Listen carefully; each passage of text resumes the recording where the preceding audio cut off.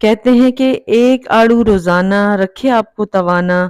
बिस्मिल्लाहिर्रहमानिर्रहीम, अस्सलाम वालेकुम। तो आज हम आड़ू का शेक बनाएंगे या आड़ू का जूस बनाएंगे।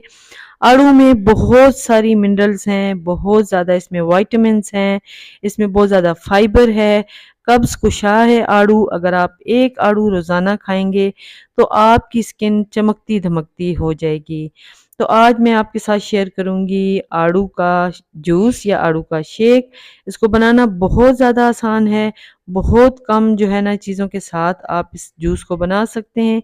डेली बेसिस पे बना के एक गिलास पिएं और इसके हेल्थ बेनिफिट्स का फ़ायदा उठाएं। तो आड़ूओं को अच्छे से मैंने धो लिया है और ये इस तरह से मैंने रफली इनको चॉप कर लिया है। अब हम आड़ू डाल देंगे जूसर ब्लेंडर में।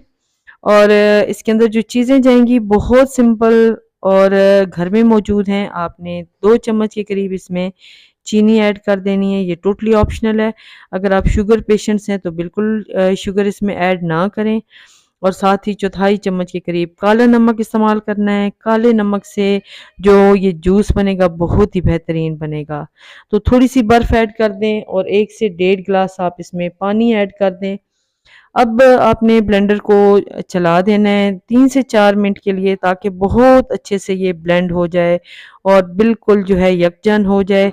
तो लीजिए, मज़ेदार सा जो है आपका आड़ू का जूस तैयार हो चुका है। इतना आसान और इतना मज़ेदार है कि आप रोज़ाना बनाने पर मजबूर हो जाएंगे।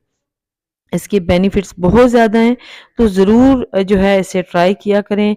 और अगर ये रेसिपी अच्छी लगे तो अपना फीडबैक ज़रूर दीजिएगा, अच्छा सा कमेंट कर दें। चैनल पे नए हैं तो चैनल को सब्सक्राइब ज़रूर कर लें। तो लीजिए जी, मज़ेदार सा हमारा आड़ू का जूस रेडी है। दुआ में याद रखिएगा। अल्लाह हाफ़िज़।